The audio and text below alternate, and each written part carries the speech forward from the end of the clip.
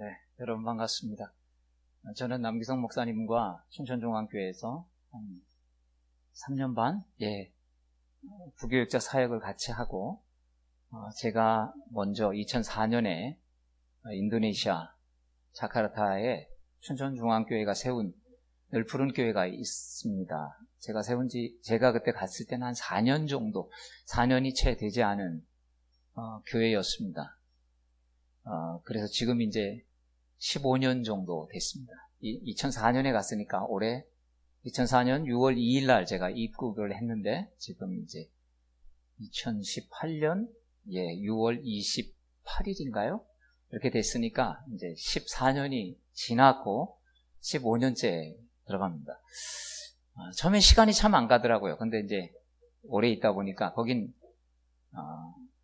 여기는 봄, 여름, 가을, 겨울 있지 않습니까? 거기는 계속 여름. 그러니까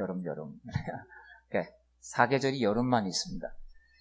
두 개로 나누면 비가 오는 계절과 비가 오지 않는 계절이 있습니다. 그러다 보니까 한 15년이 훌쩍 지나갔습니다.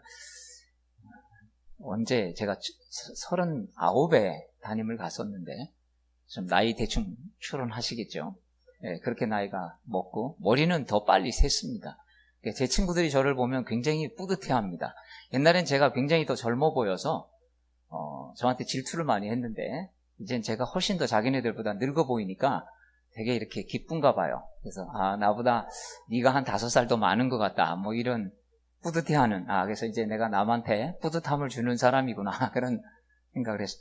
우리 남 목사님하고는 너무 제가 좋아하고, 참 목회도 춘천중앙에 있을 때 열심히 해서 저보다 다 잘했어요. 근데 제가 잘하는 게 딱 한 가지가 있었습니다.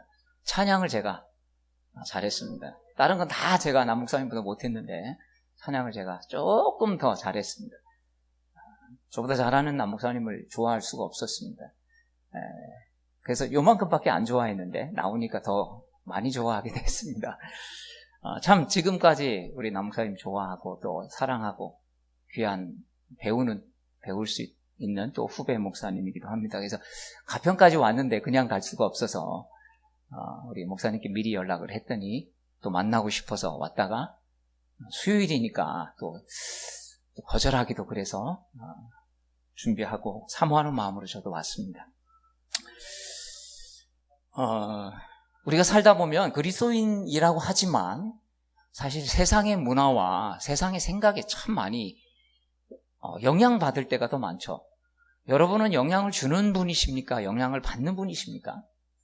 여러분, 우리 그리스도인들은 영향을 끼치시는 분입니다. 여러분의 안에 있는 예수 그리스도의 사상과 믿음이 옆 사람에게 영향을 주면서 변화를 끼치는 삶이 되어야 되는데, 실제 우리의 삶의 모습들을 보면 영향을 받을 때가 참 많습니다. 지금 현대인들을 지배하는 사상을 포스트 모더니즘이라고 합니다.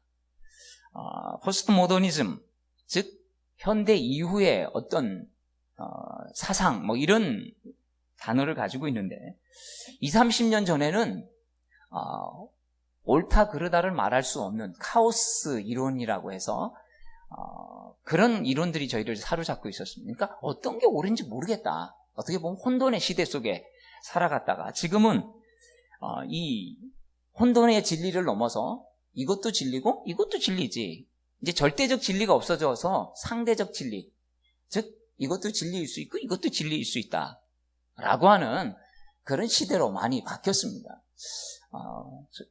저희들은 40대 50대들은 잘 모르지만 10대 20대 30대들은 꼭 그래서 기독교만 진리냐, 이런 가치들을 살아가면서 그래 니네만 옳으냐, 우리도 옳지, 그러면서 기독교도 옳고 불교도 옳고 뭐 유교도 옳고 다 다른 종교 어떤 진리에 대해서 다 옳다고 하는, 또 진리는 늘 변한다라고 하는 이런 개념들을 갖고 있습니다.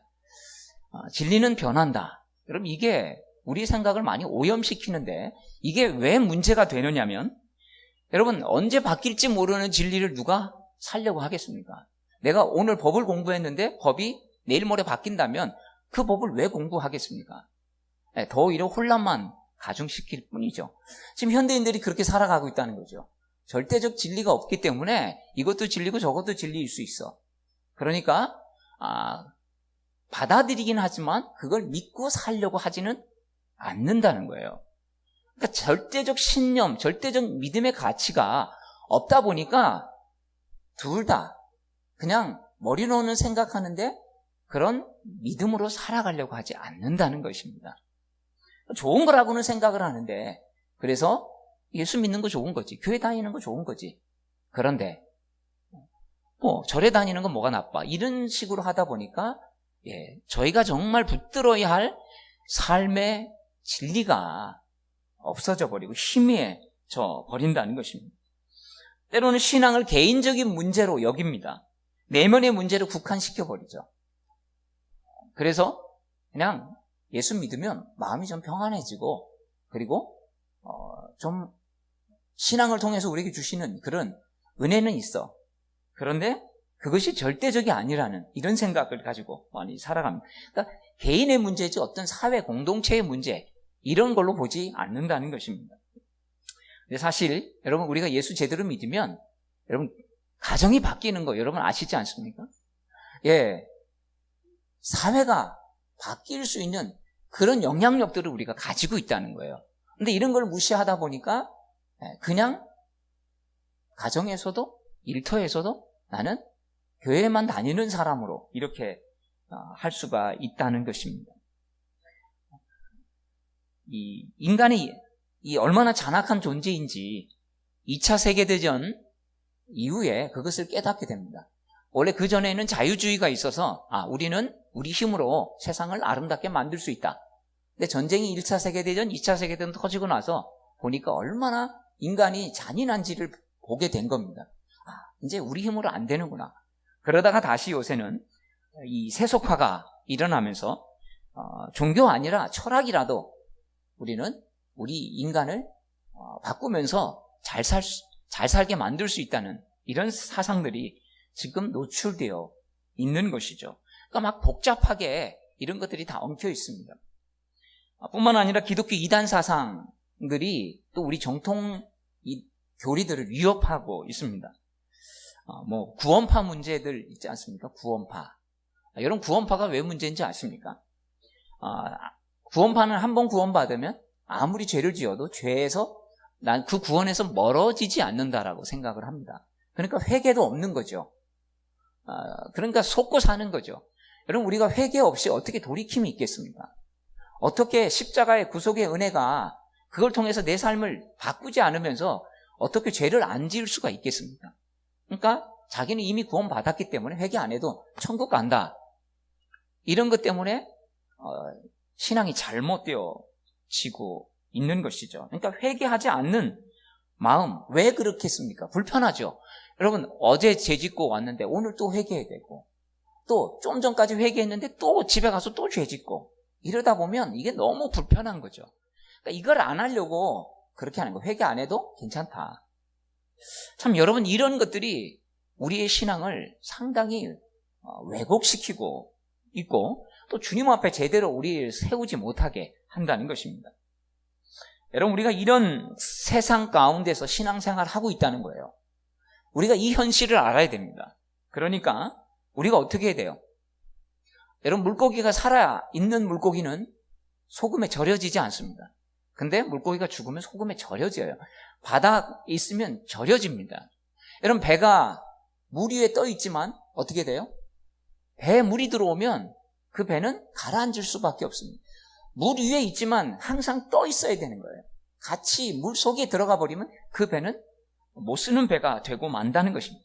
우리가 세상 속에 살고 있지만 그 세상에서 내가 세상 사람들처럼 살아서는 안 되는 거죠. 옛날에는 교회를 향해서, 성도들을 향해서 이런 사람들이 있었어요. 성도들은 우리하고 비슷해. 우리하고 뭐 별로 다르지 않아. 그런데 실제로 보니까 어떻게 해요? 다른 모습들이 있더라는 거예요. 실제로 세상 사람들과 다른 모습이 성도들 안에 있구나 라고 하는 것을 발견하는데, 요즘에는 사람들이 그리스도인들은 우리하고 좀 다르겠지 생각했는데 보면 다르지 않다는 거죠. 너나 나나 뭐 다를 게 뭐가 있어. 그냥 주일날 교회 가는 거 이거 외에는 다를 게 없다. 여러분, 우리가 세상 속에 살고 있지만 이런 세상의 문화와 사상 때문에 별로 다르지 않게 보이는 그런 가치와 그런 삶의 모습으로 살아가고 있다는 것입니다. 왜 그렇습니까? 세상은 이렇게 악해져 가는데 우리가 이런 악한 변화에 민감하게 대처하지 못하고 그걸 대처할 힘을 가지고 못한다는 것이죠. 오늘 베드로가 예수님을 만나는 장면입니다. 이 장면을 통해서 우리는 어떻게 내 자신을 준비해야 하고 주님 앞에 서야 하는지를 함께 좀 나누고자 합니다. 자, 여러분 이 내용을 아실 겁니다. 밤이 새도록 베드로는 고기를 잡았습니다.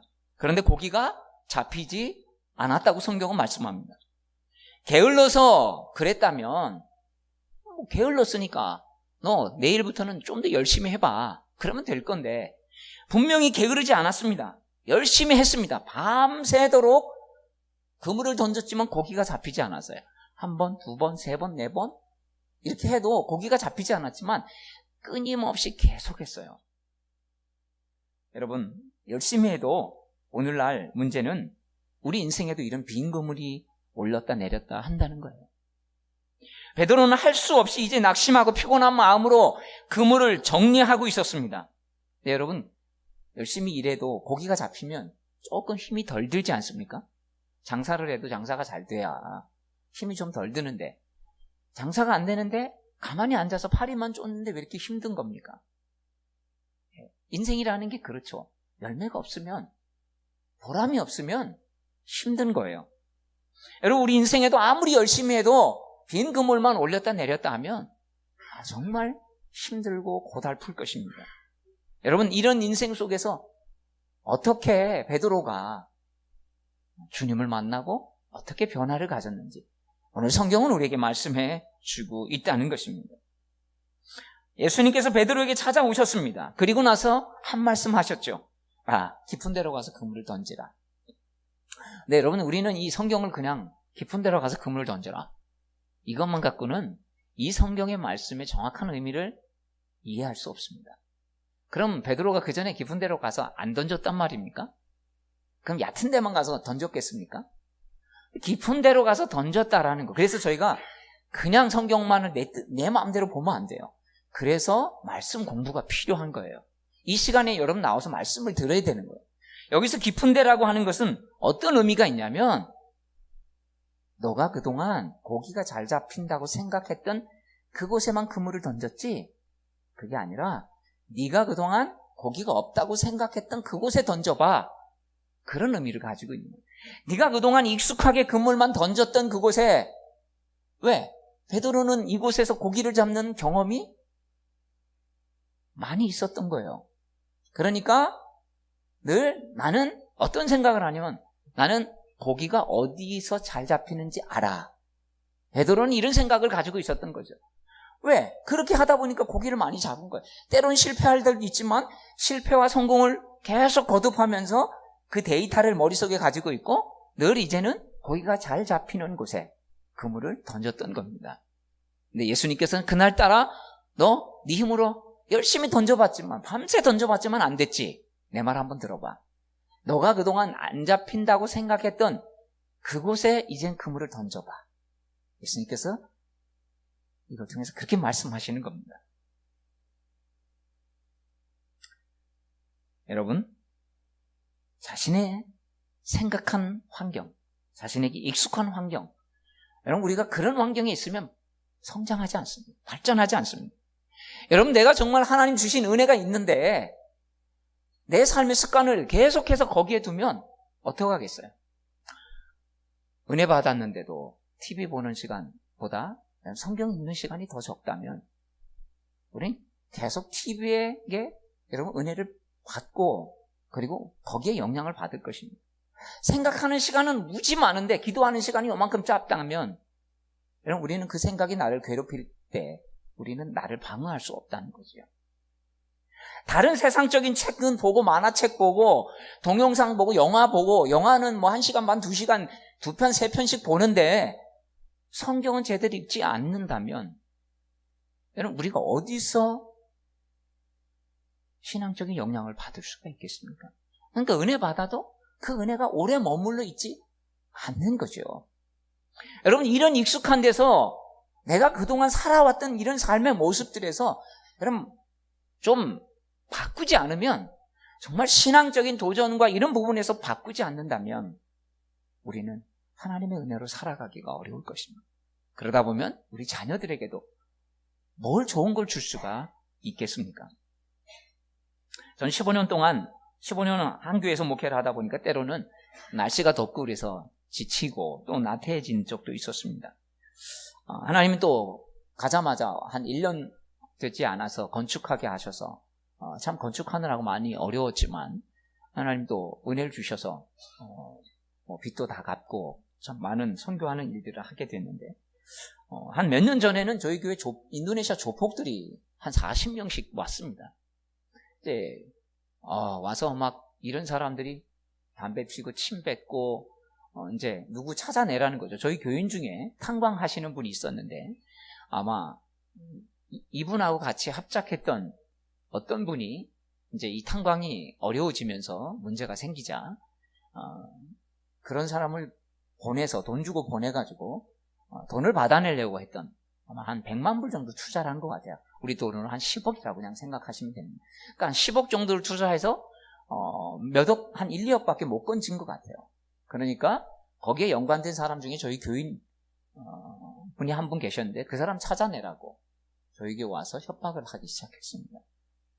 한 서너 달, 일주일에 3번씩 와서 협박을 하는데 참 견디기 힘들었습니다. 저는 이제 교회 사택이 안에 있거든요.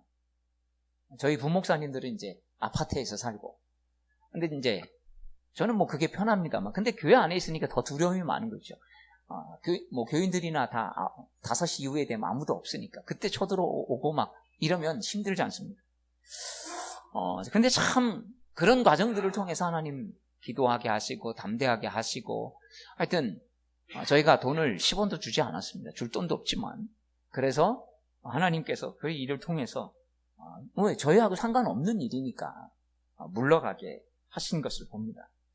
참 목회의 긴장들을 이런 상황들을 통해서 하게 하시고 또 주님께 다시 집중하게 하시는 이런 부분들이 있는 것을 보았습니다. 여러분, 우리의 삶의 환경은 언제 이렇게 막 갑작스럽게 저처럼 이런 조폭들이 집에 와서 쳐들어와서 진치고 있다고 한번 생각해 보십시오. 소리 지르고 막 이런다면, 여러분, 이런 삶 속에서 올 때 어떻게 우리의 마음을 지켜낼 수 있겠습니까? 어떻게 이런 부분 속에서 우리의 삶을 새롭게 할 수 있겠습니까? 여러분, 이런 얘기 들어보셨습니까? 바다 온도 1도만 올라가도 어종이 바뀐다고요. 갑자기 오징어가 잘 잡히다가 바다 온도가 올라가니까 오징어는 싹 들어가고 꽁치가 나왔다는 거죠. 그러니까 오징어 잡이는 막 빛을 10만 룩스 같은 거 세게 째서 오징어가 오면, 이런 낚시로 잡거든요. 오징어는 그물로 잡는 게 아니라. 그런데 계속 오징어는 없는데 바다 온도가 올라간, 계속 그냥 오징어 잡는 그것만 한다면 아무리 열심히 한들 여러분 그게 잡히겠습니까? 네, 꽁치가 나오면 꽁치에 맞는 그물을 내려야죠. 네, 때로는 고등어가 나온다면 고등어가 잡힐 수 있는 그물을 바꿔줘야죠. 고깃밥이 바뀌어야 되고 그물이 바뀌어야 됩니다. 베드로의 배는 조업에 실패해서 그냥 남은 배가 아닙니다. 오늘 우리 인생의 문제를 보여주고 있습니다. 오늘 교회 현실을 보여주고 있어요. 현대 많은 사람들이 이런 빈배의 아픔, 슬픔을 가지고 있습니다. 밤낮 수고하지만 얻은 게 없어요. 얻은 것이 적으니까 고단함은 크고 피곤함은 말할 수 없이 큽니다. 여러분, 성도들도요, 삶을 살아갈 때 이런 열매들이 있으면 덜 고단하죠. 그리고 이렇게 예배 와서 은혜 받고 또 하나님 또 견디게 하신 은혜가 있으면 그래도 이겨나갑니다. 그런데 여러분, 이런 은혜도 갖지 못한다면 얼마나 그 삶이 힘들고 어렵겠습니까? 그러니까 집착하는 건 많은데 채워지는 게 없는 거죠. 탐닉하는 건 많은데 종국에 얻는 것이 없이 힘만 드는 그런 안타까운 인생으로 살아가는 사람들이 교회 안에도 있고 교회 밖에는 훨씬 더 많다는 거예요. 사랑하는 여러분, 주님께서 주시는 은혜를 통해서 여러분의 마음을 깊은 곳에서 정말 그동안 내 삶 속에서 있지 않았던 이런 부분들 속에서 하나님의 만지심과 인도하심을 통해서 귀한 영적인 힘을 끌어올리시는 저와 여러분들 되시기를 축복합니다. 그러기 위해서 어떻게 해야 됩니까? 주님 말씀에 집중해야 되는 겁니다. 여러분, 베드로를 한번 그 당시에 한번 상상해 보십시오. 밤새 그물을 던지고 실패해서 이제는 그물을 정리하면서 들어가야 되겠다. 그리고 이제 들어가려고 준비를 하고 있는데 예수님께서 깊은 곳에 가서 그물 던져. 너 한 번도 던져보지 않은 그곳에 가서 던져봐라. 무슨 생각이 들었을까요? 야, 거기는 고기가 없는 데인데 내가 여기서 지금 몇 년을 내가 여기서 고기를 잡았는데, 아니 당신은 아무리 선지자지만 당신은 목수라고 내가 들었는데, 여러분 이런 생각이 있다면 한 번이지만 던져보겠습니까? 그리고 또 이런 생각이 나죠. 아니 내가 안 던진 것도 아니고 좀 전까지 다 던지고 왔는데 또 던져? 피곤해. 여러분, 우리의 생각들이 얼마나 정말 이런 은혜와 감동이 있을 때 이런 것들을 제한하는지 모릅니다. 그런데요, 주님 말씀에 순종해서 던져보니까 어떤 일이 일어났다고 말씀하고 있습니다. 고기가 무척 힘이 많아 그물이 찢어질 정도가 되었다고 말씀합니다. 고기가 많이 잡히자 베드로가 어떻게 반응합니까? 주님 앞에 무릎을 꿇습니다. 주님, 제가 죄인입니다. 나를 떠나소서. 여러분, 갑자기 왜 이렇게 됐을까요?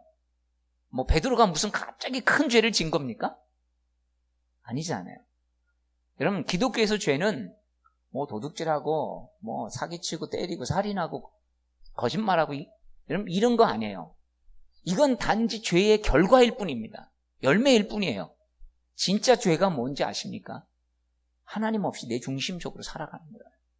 하나님 없이 내 열심으로 살아가는 거예요. 여러분, 이게 죄예요. 하나님 없이 내가 중심이 되는 거, 하나님의 말씀 없이 내 소견에 옳은 대로 하는 거, 여러분 이게 사사기의 중심이, 자기 소견에 옳은 대로 하니까 엉망이 일어나는 게 사사기의 모습 아니겠습니까? 지금 베드로가 뭘 고백하냐면, 그래요 주님, 제가 제 힘으로만 살려고 하다가 빈 그물이었는데 주님 말씀에 순종해 보니까 내 힘으로만 살려고 했던 거, 내 열심만 가지고 하려고 했던 게 얼마나 큰 죄인지를 깨달았습니다. 자기 힘으로 살려고 하는 거, 이게 죄인지 베드로가 분명히 깨달은 거예요. 근데 보통 사람들은 어떻습니까? 여러분, 빈 그물만 올리면 가난해지니까 가난이 죄라고 합니다. 근데 베드로는 그래서 엄청나게 많이 잡았어요.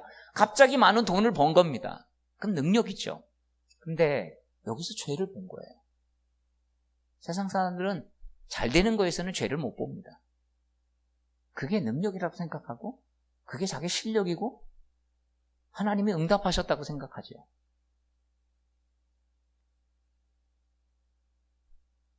하나님의 인도하심을 통해 많은 것들을 얻었을 때, 내 중심적으로 살아갔던 것, 내 힘으로 하려고 했던 것, 이것이 보여져서 주님 앞에 자신의 모습을 깨닫게 된 겁니다. 다른 사람들은 덩실덩실 춤을 추겠죠. 내가 이 피곤함을 이제 이걸 다 가지고 갈 수 있구나. 근데 베드로는 잡힌 걸 보지 않았어요. 오히려 그걸 통해서 주님을 보게 된 것입니다. 여러분, 이게 은혜인 줄로 믿습니다. 죄를 헬라어로 하마르티아라고 합니다.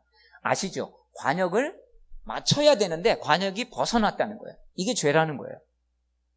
여러분, 그러니까 우리는 하나님이 말씀하신 이 관역을 맞춰야 돼요. 그래야 죄가 아니에요.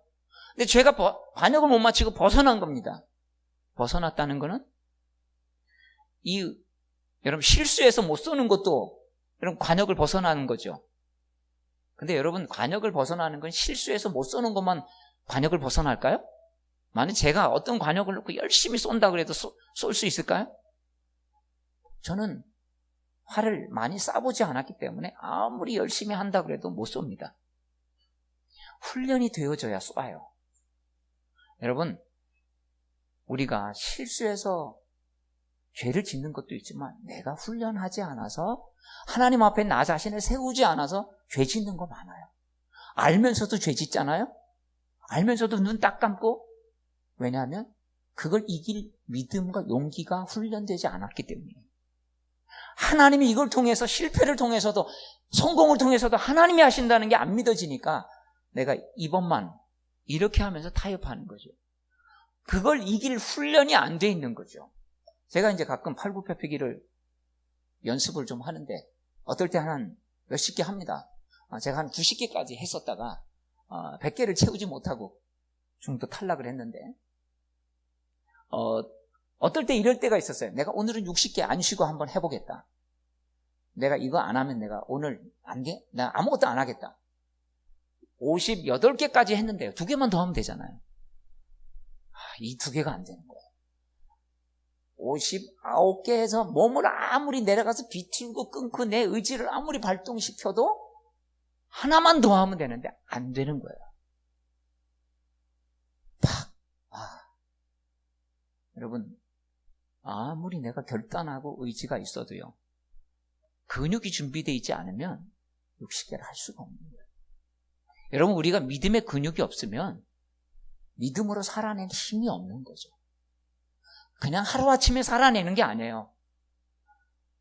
여러분, 그래서 매일 조금이라도 기도하고 매일 말씀 읽고 매일 내 생각에 머무지 않고 자꾸 하나님 뜻이 뭘까? 이걸 통해서는 어떻게 하실까? 여러분, 이런 훈련들이 결국 나를 살리는 겁니다. 어느 순간 하나님이 하시지? 이런 일은 절대로 없어요. 여러분, 그래서 때론 내가 변화가 없어도, 기도해도 은혜가 없어도, 저도 새벽에 기도하면 맨날 은혜가 있습니까?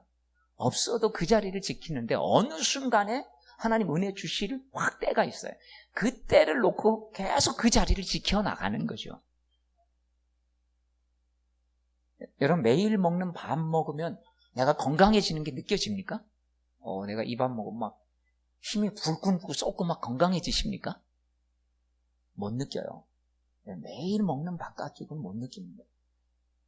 근데요, 그게 내 건강을 지키는 거예요. 자꾸 3번 먹어요. 규칙적으로 먹어야 되는데 먹기 싫으면 안 먹고 먹고 싶을 때만 폭식해서 먹고. 여러분, 그러면 건강 지켜질까요? 물론 1, 2년 동안은 괜찮습니다. 이게 5년, 10년 쌓이면 벌써 몸에서 나타나는 거죠. 절대 한꺼번에 쓰러지는 사람은 없습니다. 문제 생기는 사람은 없어요. 담배 핀다고 금방 죽습니까? 아니에요. 20년, 30년 걸리면서 점점 망가지는 거죠. 자기도 모르는 거예요. 여러분, 마찬가지예요. 은혜 없어도 말씀 읽고 은혜 없어도 그래도 매일 내가 기도하려고 하고 생각하지 말아야지. 생각은 문제야.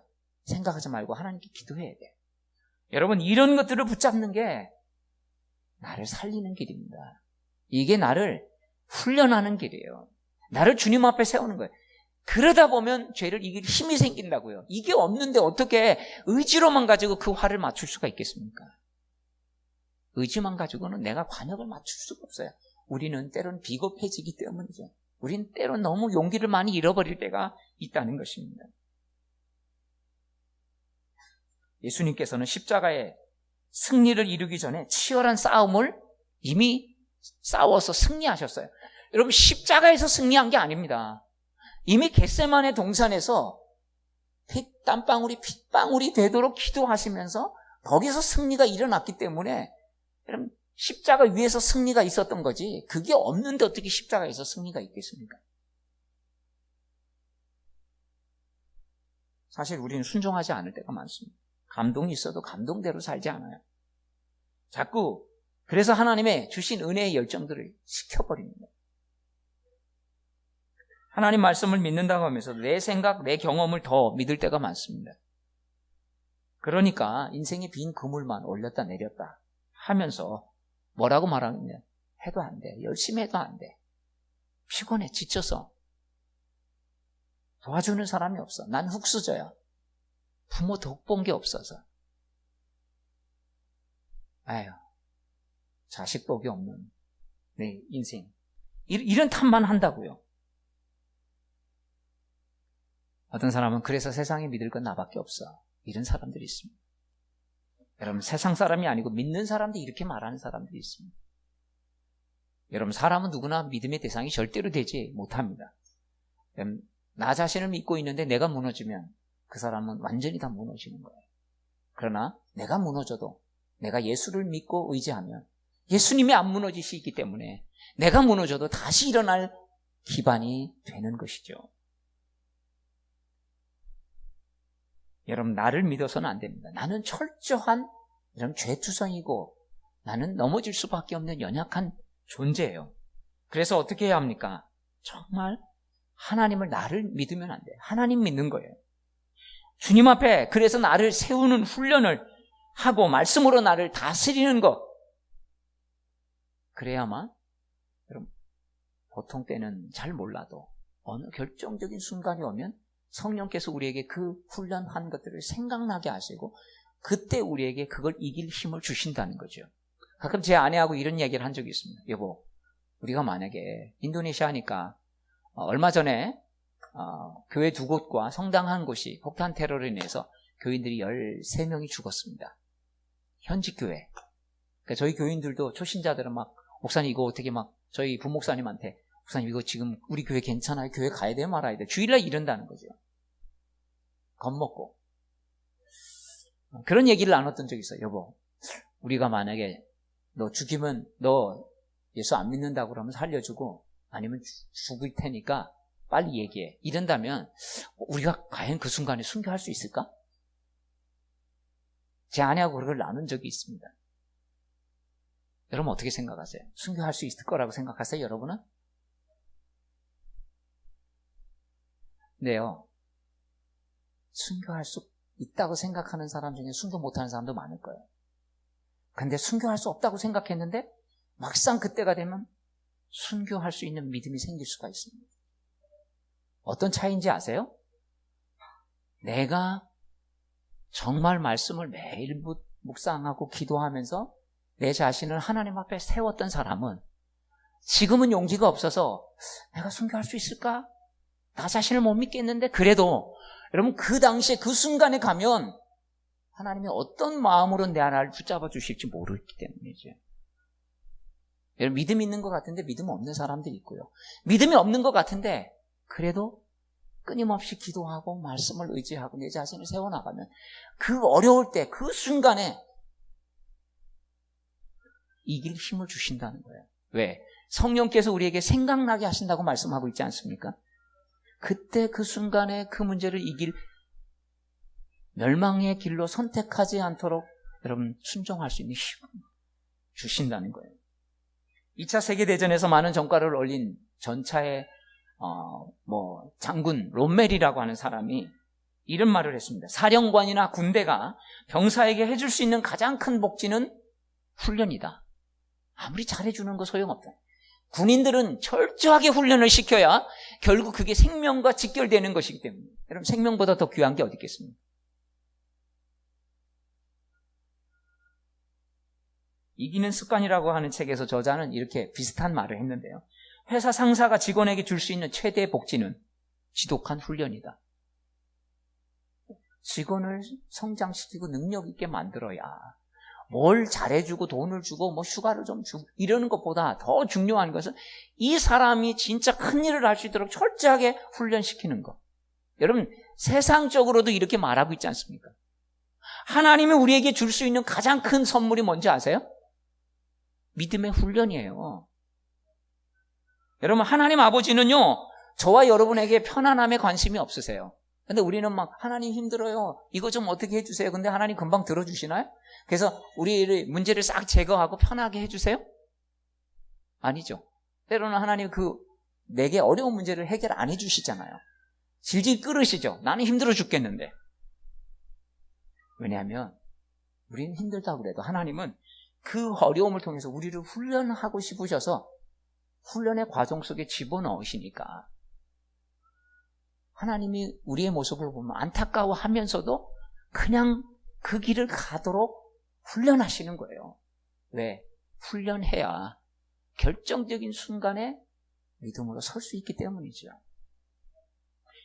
여러분 우리 부모들도 그렇지 않습니까? 자녀들에게 부모로서 잘해줄 수 있는 한계가 있어요. 여러분 자녀들을 그냥 편하게 잘해주는 게 부모가 잘해주는 건가요?